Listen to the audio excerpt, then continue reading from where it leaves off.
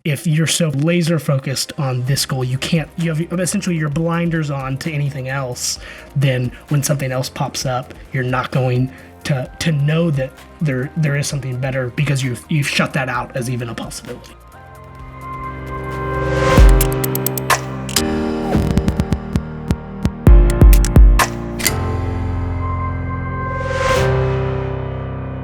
Welcome to episode 4 of the Potentially Successful podcast. I'm your host, Jeff James, and this is my co-host, Baxter Rob. That smile, dude. You know, it's funny. Hey, I was thinking about it the whole time. Yeah, it was making me smile bigger. Hey. And I was also realizing we do the same thing every time. I look at the camera until you do it, and I look and we meet. Hey, we're glad you're here. I'm glad you got to witness that. We're on a journey of financial freedom, and we want you to come along. We want you to learn from our mistakes and be right there when we succeed, because you'll succeed too. Is that the intro? Do you like that?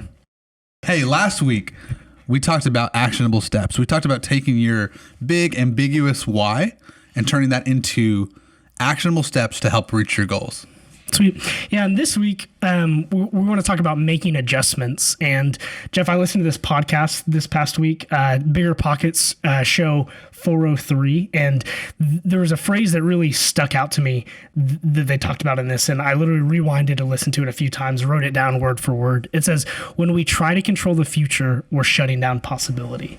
And so I really think that pertains to what we want to talk about this week in terms of making adjustments, because see, making adjustments is just that. It's you're opening up possibility. It's not you're saying, no, the goal that I set before was bad, or I'm leaving the goal behind, but it's saying, you know, there might be more possibility out there. It might be something that you're going to improve on, or maybe the direction that you're heading is not going to get you to the destination that you want. And so when you try to control too much of every step of the way, you prevent that possibility of change, which in most cases, that change, especially when related to goals, can be really good. I see. What do you think about that? So what we're talking about here is when we look down the road and we say, hey, that's the goal, that's the direction I want to go in.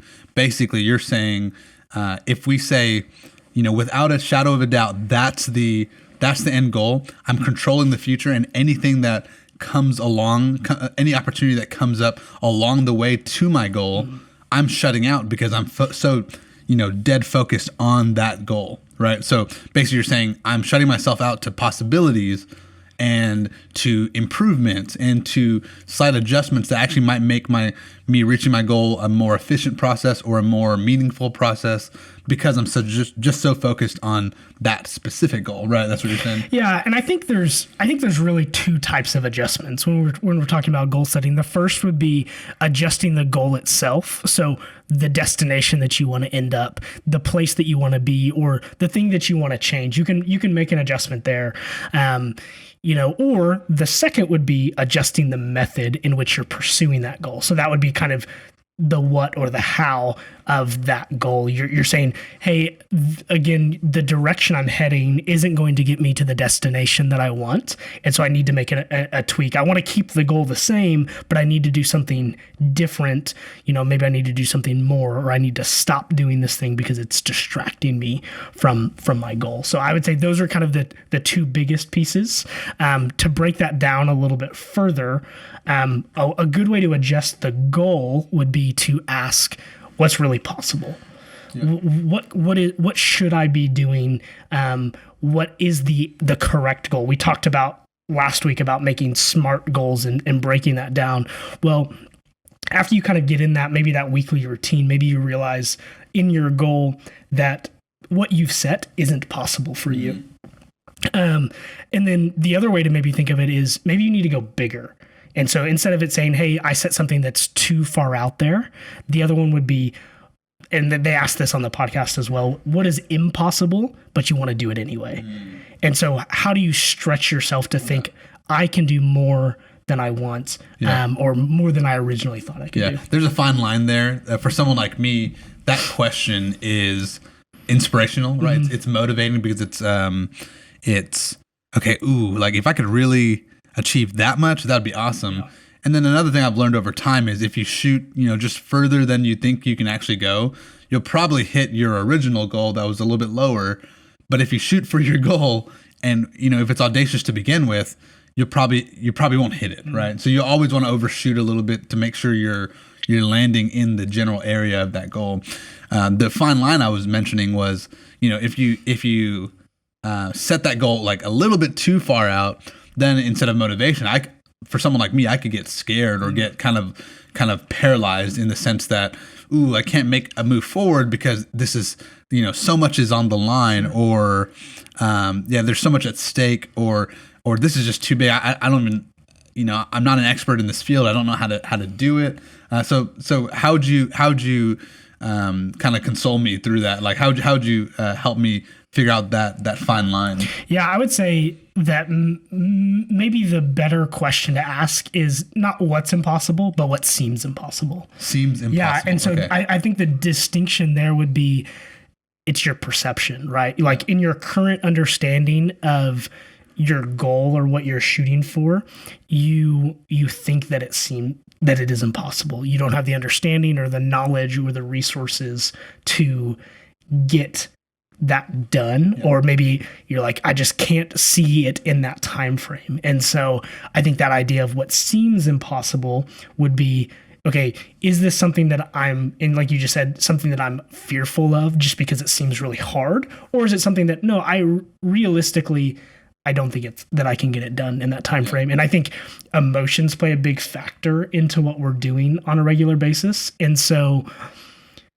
I think that's an important distinction, is just because something feels difficult doesn't mean it's not something worth pursuing. And even kind of what you said about shoot big and then what you might land somewhere where you actually want to be. It's like another way to think of that might be actually shoot really big, and you might surprise yourself and get there, or you might get there faster than you originally thought, and I think that's all about the approach and breaking it down. How good are your systems and the way that you're tracking that information, and how broken down does it seem? And I would say, to kind of recap all of that, back to your original question of how do you kind of work through that?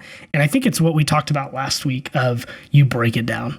Anything that is, even a year out can seem really big and daunting, but when you break it down into actionable steps and say, okay, what can I do this week to work towards that goal, you can gain a sense of accomplishment and build momentum towards that, rather than focusing on the big goal itself and then getting lost kind of on that idea and that piece. Does that make sense? Oh, for sure. And I think something you said kind of triggered a thought in my head. It's, as when you're trying to figure out, what are the boundaries of these goals I can set, unless you're trying to get us to Mars, someone probably has achieved what your goal already is, right? So a lot of what getting comfortable with setting an audacious goal looks like is just reading a lot of books, listen to a lot of podcasts, watch a lot of YouTube videos about people who are doing what you want to do, and then make that more of a reality by trying to get a friend group together or a group of people together that are going in the same direction. Because the more people you have around you, or the more quality of people you have around you approaching or striving for the same goals, you'll probably push each other further than you were originally intended, right? And that's kind of how you get comfortable in the framework of bigger goals, right? And hopefully surprising yourself with how much you can achieve. Yeah. So I like that a lot. No, that's good. So I think that's kind of adjusting the goal. You're making an adjustment to the destination you want to end up. I mentioned adjusting the method is kind of the other piece. And so that wouldn't be adjusting the destination per se, but it would be adjusting the route in which you're taking, how to get there. And so, I would say like that's where that phrase really stuck out to me, is when we try to control the future, we are shutting down that possibility. And so last week I mentioned one of my goals for this year is to buy a 1 to 4 unit home for my real estate portfolio. And so if I took that and maybe I was really granular and said, okay, actually all I want is a single family home. And if I was so focused on that, then I would be shutting myself down to the potential of other possibilities around. So like maybe there's a duplex or a quadplex down the street that could get me what I want and what I need for that goal. And so again, that would be the goal piece being adjusted. The method in which I'm doing it, last week I broke down, I'm trying to do 5 deals, analyze 5 deals a week. And maybe along the way I realize, okay, I need to be doing more. I can't just be analyzing 5 deals a week. I actually need to be making an offer on a home once a month, because a lot of the offers I'm going to make in this hotter real estate market are going to be rejected. And so maybe just analyzing isn't enough to get me to kind of where I want to be. So I see the 2 types of adjustments that you're laying out for us. It's the adjusting the goal, adjusting the destination, or adjusting how you're getting there, right? And so what comes to mind is kind of a ship leaving port from one port, trying to head towards another direction, or to its destination.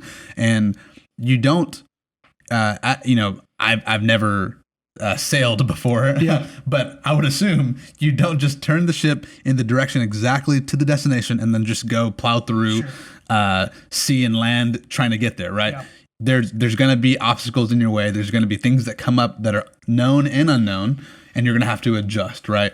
And every time you adjust, it's so that you can realign yourself after whatever's just happened back to hitting your goal. Yeah. And so the idea there is if you think you can set your goal or set your destination and then kind of put it on autopilot or not adjust as things come up, and if you think you'll still hit your destination, you are most likely going to find yourself way off, right? And so it's only with constant adjustment to realign your trajectory, to realign where you're going, that you'll actually hit your destination. So based on the 2 methods that you talked about, adjusting your destination or adjusting the steps you take, in the ship analogy, it would be like in order to hit the initial destination, the captain of the ship constantly adjusting, a big storm threw them off kilter, this far. It's like, oh, I need to readjust to get back on track to go to that destination. But adjusting the destination, which was your first thing that you talked about, that's saying, okay, I'm halfway through this journey. Yeah. I've decided that it's not worth getting there, or it's nearly impossible to get there. So what can I decide or where can I decide to land next, right? Yeah. That's saying I'm going to port here instead of there, right? And that's totally fine, because it's your life and you've decided to take a different direction halfway through. You're not a failure because you didn't get to the initial place. There's no point, like you said at the beginning, there's no point in trying to control the future by just setting such a solid goal at the beginning and never being willing to adjust. Yeah. Right.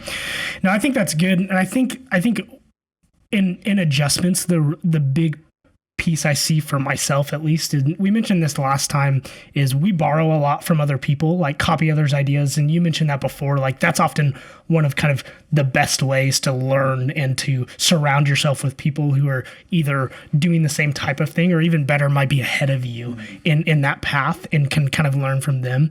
The adjustments, I think, are making like, what is life throwing at you, and what do you need to do to adjust your goal or the way that you're pursuing that goal? I think that's the question you have to ask yourself, because what might be good for you may be not good for me, and I think it's easy to be caught up in what's going on kind of around you and what you're, even like socially conditioned response to those pieces of goal setting, or like a negative thing that comes into your life, or even a positive opportunity. If you're not willing to adjust, you're going to either miss your destination or miss out on something that's even better than where you're headed before. Yeah, I mean, that really speaks to something that really bothers me, right? If you I've seen a lot of times where myself, my friends, or just people out there in the world that I've heard some sort of response from, when they miss a goal, they don't take time to kind of review their life and see what they've actually achieved, and they actually could have achieved something better. Maybe it's in a slightly different lane, but that goal, because they were so laser focused on that goal, achieving this other thing is almost meaningless, because they're their view on life, right? Their perspective is off. It's literally only tinted by the outcome of that one goal, right? So really, the better way to handle that, in my opinion, is goals. When you're setting them, should be, I set my goal. Achieving it looks like this or better, right? And that or better could be, straight up in the same lane as the goal, and it could be above, or it could be a parallel lane, or it could be totally different. But at the end of the day, if you're constantly adjusting, you're knowing where you're going and you're making intentional decisions as you go, instead of being, again, so laser focused on something, trying to control the future. You've then adopted a mindset of, hey, my goal needs to be this or better. I'm open to new opportunities. I'm open to new possibilities, that kind of thing. Yeah, no, I like that. I mean, I think of that for myself, right? It's easy for me to think about conceptually of, like I mentioned last week again about my real estate goal of the property that I'm looking for being like $500 a month of cash flow and like a 10% return or better. But it's like, if that was where I want to be, of course I'm going to say yes to a property that is double that, right? But it's less about the idea of, yeah, of course everybody I think would say, yeah, I want something better than what I have now, but you open up the door for those opportunities by shifting that mindset in the way that you approach these goals, in the way that you handle maybe circumstances and things that are being thrown at you in life. I think that's really key, is if you're so focused on, like you said, laser focused on this goal, you have essentially your blinders on to anything else. Then when something else pops up, you're not going to know that there is something better, because you've shut that out as even a possibility. For sure. Like, even right now, right, the global pandemic going on, without a doubt, has hurt hurt many people and really put a lot of people in really terrible spots. So I'm not trying to minimize that in any way.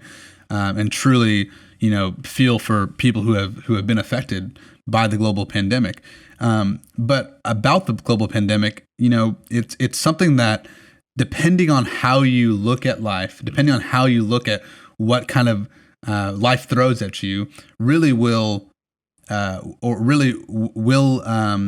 would have already defined kind of what your life outcomes can look like, right?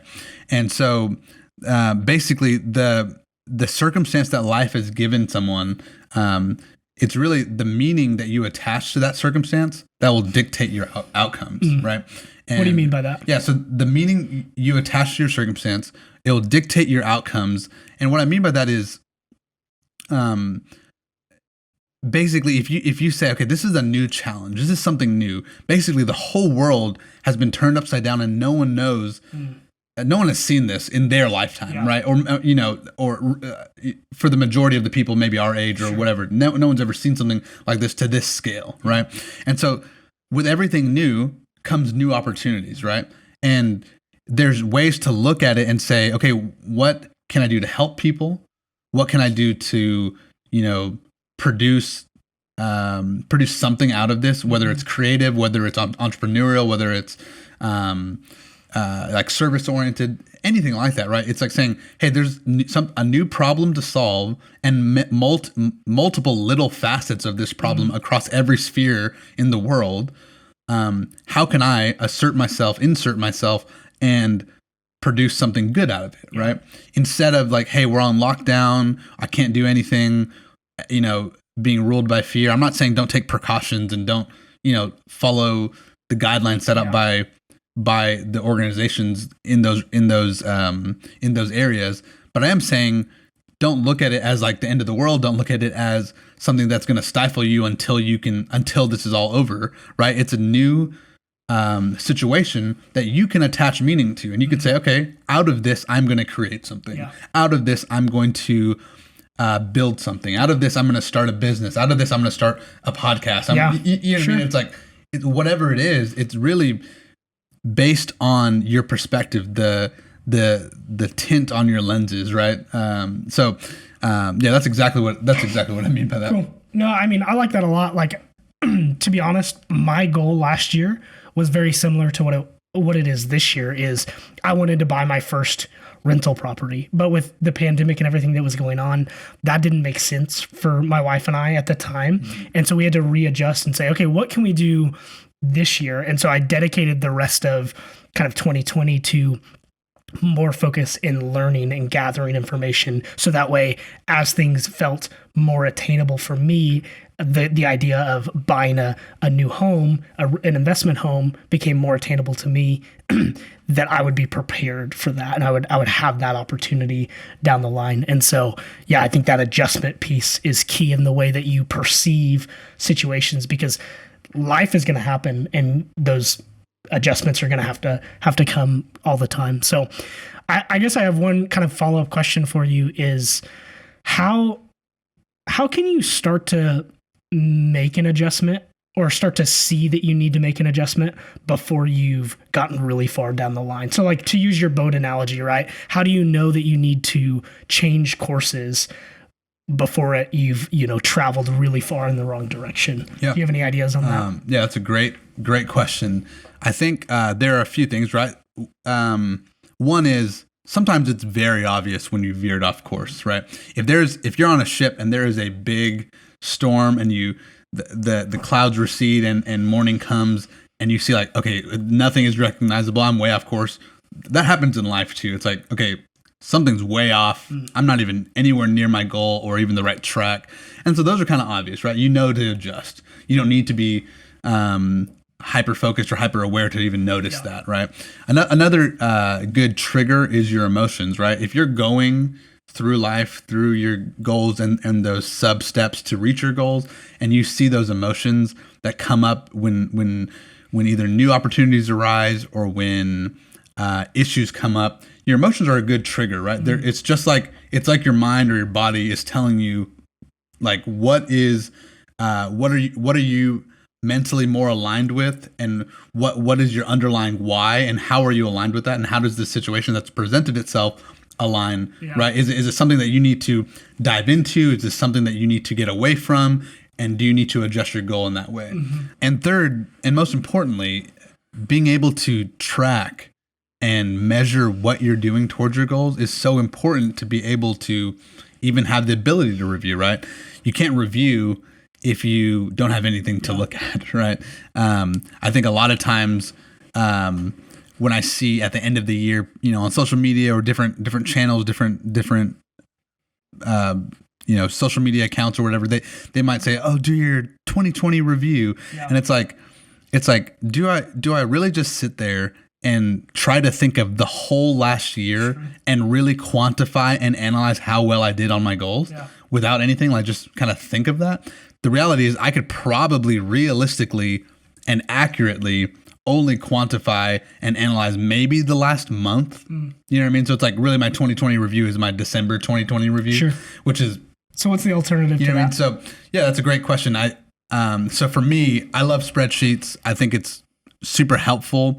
I know even just saying the word spreadsheets might turn off many of y'all, but for me, it was really just the simple concept of building a habit tracker on a spreadsheet, right? So all I did was every single row is just a day of the year. So I have 365 rows. Really easy to do on a spreadsheet. I'll teach you later. And every column was just the little disciplines that I wanted to track in my life day to day, right? So just so I can kind of keep track, the first column is wake up time. I just wanted to see when I'm waking up so that I can look at it and make a goal for it later. I didn't have a specific goal. And then kind of my last column is sleep time. And then I have a little calculation that tells me how much sleep I've been getting, which is nice. And this is all just something I manually enter daily. But the good thing about the manual enter, I think that also turns people off, is it gets me looking at my spreadsheet multiple times a day. It's just like it's almost like an alternative to social media. Sure. I'm looking at my own life on a spreadsheet, and I'm saying, hey, did I do this? Did I do this? Did I do this? And I get to check it off when I do it. So it's kind of like, gamification of my own life to some degree. Have you seen that be fruitful this year? Have you seen areas, and especially we're talking about adjustments. Have you been able to make any adjustments on the fly? Oh, so far? For sure. I think, so one thing I've started to do, because I have all 365 days like listed out in rows. Like, so on my workout column, I can actually plan my week just by putting, for me, it's like a 1 or a 0, right? 0 means I didn't do it. A 1 means I did do it. You know, I want to do 3 workouts this week. So over the next, 7 days, I put a 1 on Wednesday. Sorry, 1 on Monday, Wednesday, Friday, right? And then throughout the week, when it gets to that day, if I did it, I can leave the 1 there. Or if I didn't do it, I just turn it to a 0. But that also tells me, oh no, I didn't do it this week. I have 4 more days to get 3 workouts done, right? So just kind of on the fly helps me to plan. Yeah. But with the adjustments, the key for me that I really love is seeing overall trends, right? So I have all this just on the another sheet on the same tracker is like a little chart for each one of these little columns. It just tells me how much sleep I'm getting, and I see a trend line, right? So right now, since I've been tracking, my sleep has been going up because I've just been more cognizant that I either go to sleep late or stay in bed too late, and it's just a bad habit that I want to break. So my wife and I, when it hits 9 now, we're not super consistent on this, but when it hits 9, we've been more aware of the fact that bedtime is coming up than ever before. And it's been so helpful because we can just start our nightly routine, start getting friends to leave our house because we usually have friends over. And it's just nice because I get to see that trend over time. Another one has been water. I get headaches all the time from dehydration, but ever since I've been tracking my water, it's literally a game to me every day to drink 3 of my water bottles, right? And so I've just been able to adjust over time. The cool thing about that is it's not I failed today or succeeded today. It's just this is what happened today. Yeah. And what do I want to do about it now that I see it on paper? And so last week I can see my overall average for water was really low. It's like, okay, what do I need to do? So one adjustment I do is now that we're waking up early, before I leave the house, I try to drink a whole bottle of water. So at least I'm starting my day before I go to the office for work.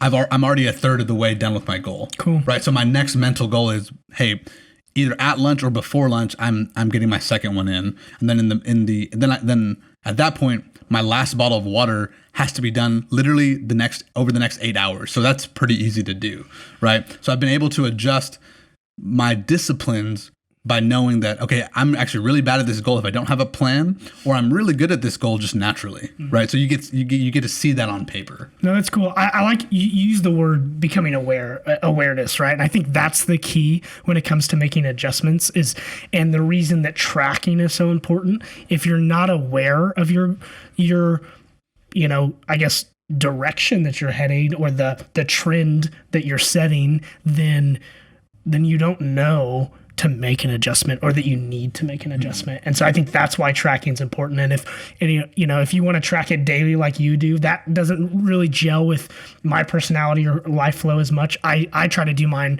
on a weekly, monthly basis, identify what do I need to do this week to be meeting my goals. And I have those action steps like we talked about last week. And then on a monthly basis, I'm reviewing, okay, do I need to adjust what I'm doing weekly to make sure that, a few months down the road, I'm on the right trajectory to buy my rental home or stay healthy and work out and whatever else my goals are. That awareness is really big. That's good. Just so you know, the daily tracking for me works because I'm specifically looking after discipline in my habits. And so it's the small things that I'm purposely trying to track. So for you, for bigger goals, right?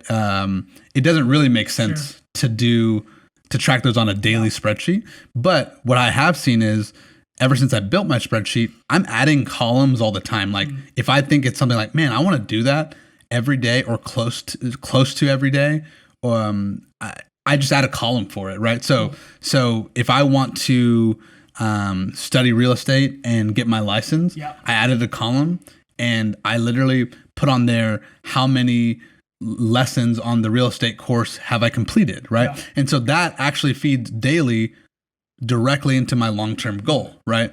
And so it's like the truth is every big goal can be broken down into daily actions or weekly actions. So it's not that I'm tracking my big goals on my spreadsheet, I'm tracking the tiny little steps I'm taking towards the big goals. So I would probably recommend your big goals being written down on like kind of a Word doc type of type of document, but then you're tracking on a spreadsheet. That way it kind of feeds in and they work together. Cool. Yeah. Yeah. What can our audience be doing this week to do that? Yeah.